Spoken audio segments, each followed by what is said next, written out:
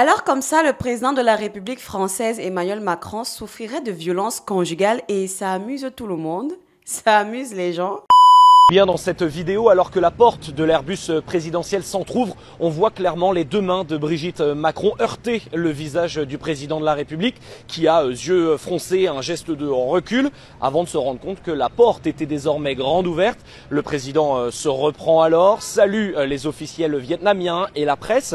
Le geste forcément interroge, d'autant qu'ensuite, en descendant la passerelle, Emmanuel Macron propose son bras à la première dame qui le refuse. Non mais attendez, ce n'est pas drôle. Je ne suis absolument pas en train de rire.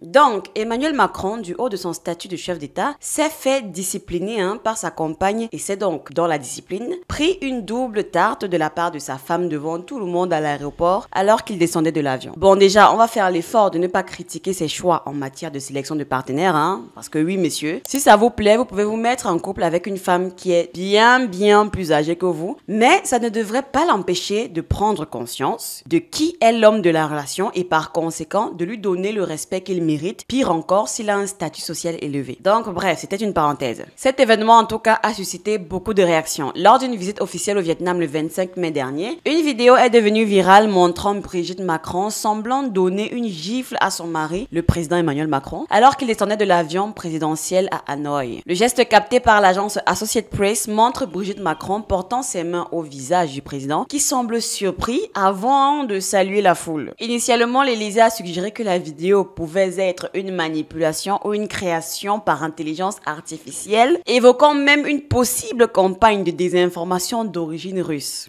Cependant, après authentification des images, Emmanuel Macron a déclaré qu'il s'agissait d'une plaisanterie entre eux, qualifiant en fait l'incident de chamaillerie et exhortant le public à ne pas surinterpréter la situation. Sauf que d'après son expression faciale, je peux vous dire qu'il est furax et qu'il se retient limite d'exploser. Regardez son poignet fermé et limite froissé. Il est à deux doigts en fait de perdre son sang-froid, on est d'accord. Et si ça se trouve, il suit des thérapies de gestion de la colère. En tout cas, moi je le lui conseillerais. Aucun homme en ce moment n'aimerait être à sa place, se faire saucer par les médias parce qu'il semblerait que vous ne soyez pas celui qui porte le pantalon dans votre relation. Ça ne doit pas être agréable à gérer comme situation, je vous l'avoue. D'autant plus encore le démenti qu'il a servi aux journalistes juste après. Et là, une vidéo qui ouvre, nous sommes en train de nous chamailler et plutôt de plaisanter avec mon épouse, et là, je suis surpris par cela, devient une espèce de catastrophe géoplanétaire où certains sont en train même d'avoir des théories pour expliquer. Voilà, tout ça c'est un peu n'importe quoi. Les vidéos sont toutes vraies. Après, il y a parfois des gens qui les trafiquent, mais on fait dire à une vidéo beaucoup de bêtises. Sur ces 3 vidéos, j'ai ramassé un Kleenex, serré la main à quelqu'un et juste plaisanter avec mon épouse comme on le fait assez souvent. Malgré ces explications, certains experts en langage corporel et en lecture labiale ont exprimé des doutes. Par exemple, une analyse a suggéré que Brigitte Macron aurait dit à son mari « Stay away, you loser ». En français, « Éloigne-toi, minable ». Après le geste qu'elle a posé, ce qui pourrait indiquer des tensions sous-jacentes. Ok, soit. Déjà, je ne sais pas qui lui a conseillé de faire ce démenti, mais cette personne aurait dû vraiment savoir que ça ne sert à rien, ne sert pas à grand-chose dans ce genre de situation, parce que peu importe ce que vous allez dire, l'opinion publique ne retiendra que la version des faits qui l'arrange ou qui l'amuse, au choix. Va falloir en fait revoir les stratégies de communication de l'Élysée à ce stade. Anyways, cette vidéo va revenir sur le manque de respect féminin. Ah oui, le président français ne me laisse pas le choix. Comme vous le savez, c'était une thématique qu'on avait déjà abordée, mais cette vidéo en fait est la preuve que si vous laissez votre compagne vous manquer de respect une fois, 2 fois, X fois, en privé bien sûr dans un début, elle ne tardera pas à prendre ses aises et à le faire en public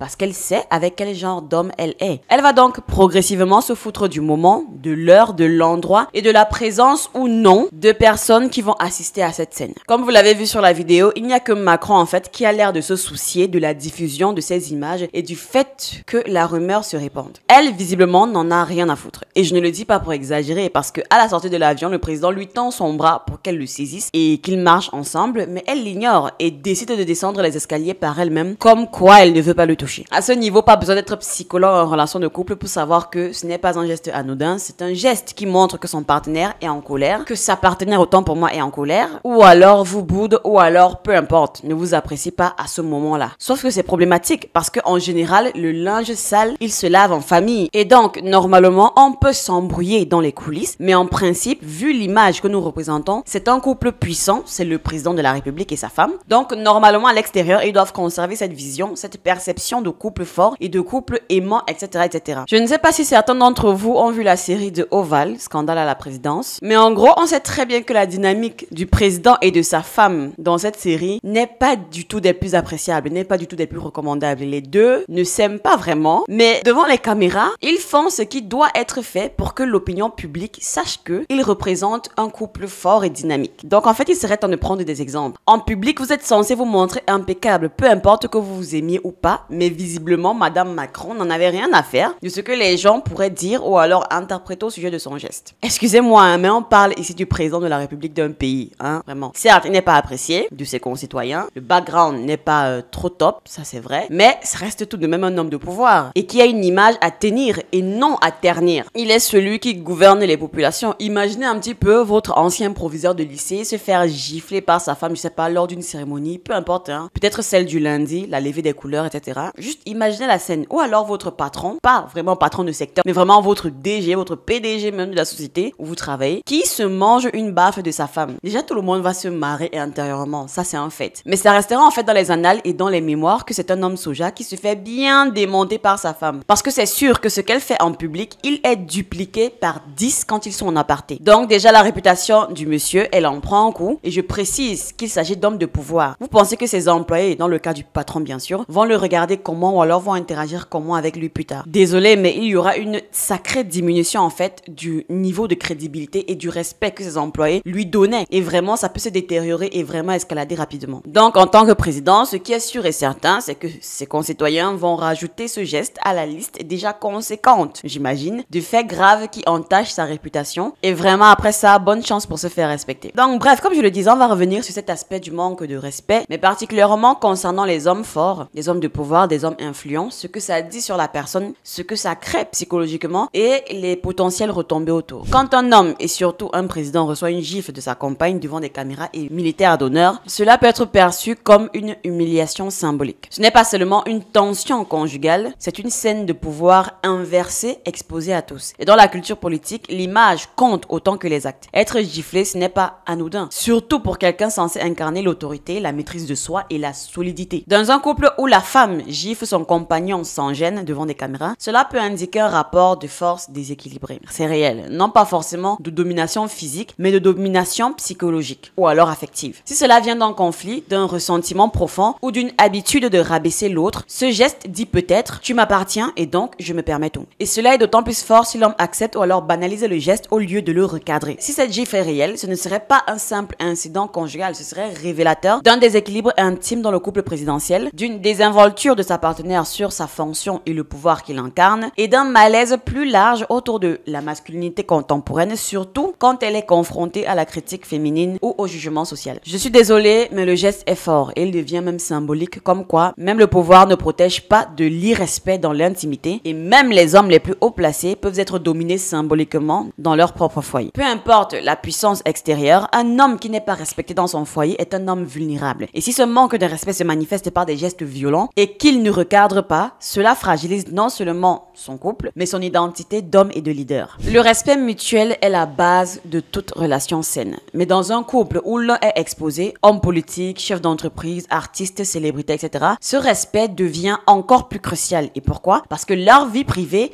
influe sur leurs images publiques et inversement. Donc, si la compagne d'un homme influent se permet une gifle, surtout en public, cela interroge sur la nature réelle du lien entre eux. Est-ce qu'elle le respecte comme un homme? Le perçoit-elle comme faible? Se sent-elle autorisée à franchir certaines limites? Le respect dans un couple ne se décrète pas, il se vit ou alors il disparaît. Et la violence physique, même légère, signe souvent une érosion du respect ou pire, une tentative de domination symbolique. Et dans ce genre de situation, il n'y a pas 400 scénarios possibles lorsqu'un homme laisse en fait sa compagne pousser loin sur le bouchon du respect, surtout psychologiquement. Quand un homme puissant se laisse humilier, un homme influent en fait qui accepte une gifle sans réagir, ça révèle plusieurs choses possibles sur sa psychologie. Option 1, Un homme fort à l'extérieur, mais faible à l'intérieur. Il incarne l'autorité en public, mais dans l'intimité, il est soumis affectivement et psychologiquement. Il peut avoir besoin d'une figure maternelle, protectrice, voire dominante. Ce qu'on a beaucoup attribué à la relation entre Brigitte et Macron. Donc, voilà. Cette dichotomie entre puissance publique et faiblesse privée crée une tension interne qui peut miner sa solidité. Option 2, la peur du conflit ou alors de la rupture. Ne pas réagir, c'est parfois éviter l'escalade. Mais cela peut aussi trahir la peur d'affirmer ses limites, peur de perdre l'autre ou alors peur d'être jugé s'il ose recadrer une femme. En même temps, dans cette génération où on ne peut rien dire à une femme, vraiment, ça devient compliqué. Cela révèle souvent un déficit d'affirmation de soi dans un couple, malgré une confiance affichée ailleurs. Option 3, la confusion entre amour et tolérance excessive. Certains hommes croient que tout tolérer est une preuve d'amour,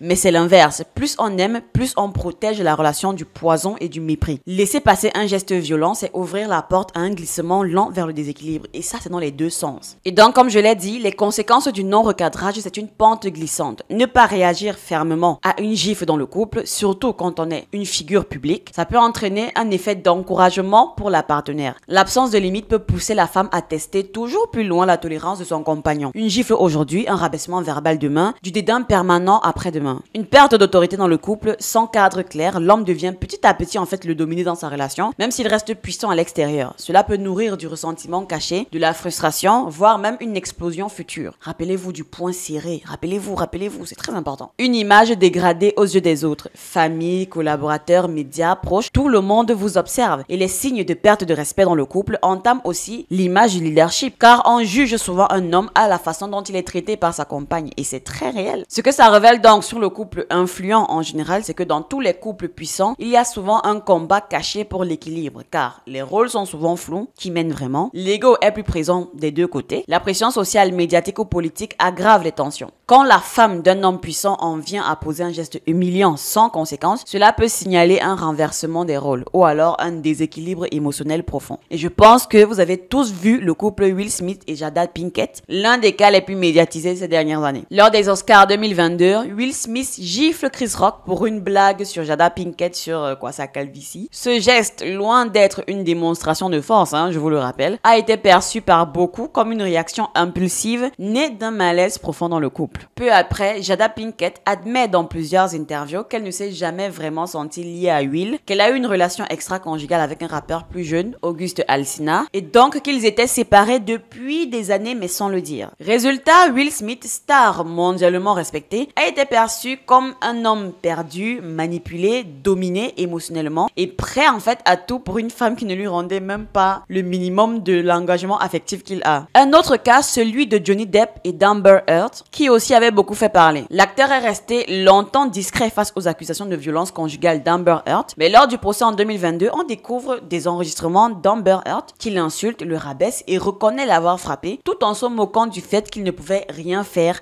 car il est un homme. Depp avait toléré des humiliations pendant des années, croyant pouvoir préserver son couple et son image. Sauf que le procès a révélé non seulement la violence psychologique d'Amber, mais aussi la passivité et la peur du scandale de Depp, qui ont donc terni son aura pendant plusieurs années. Un peu plus ancien, mais peut-être certains se rappellent du cas David Beckham et Victoria Beckham. Surtout que les concernant, ça a été des épisodes répétés. Victoria Beckham a plusieurs fois affiché publiquement son mépris ou alors son agacement envers David Beckham lors d'interviews ou d'événements. Des scènes captées en vidéo montrent des moments de tension, voire même de rabaissement symbolique. Lors de rumeurs d'infidélité de David, elle n'a jamais pris sa défense publiquement et laissait planer en fait des sous-entendus ambigus dans leur couple. Bien que David Beckham soit resté très populaire, il a souvent été perçu comme effacé face en fait à la forte personnalité de Victoria, ce qui a nourri une image de domination silencieuse de l'épouse. Et donc ce que tous ces exemples montrent, c'est que même les hommes les plus puissants peuvent se faire humilier ou manipuler émotionnellement par leur compagne, perdre le respect du public s'ils ne posent pas de limites claires, être soumis dans leur intimité, ce qui finit tôt ou tard par transparaître en public.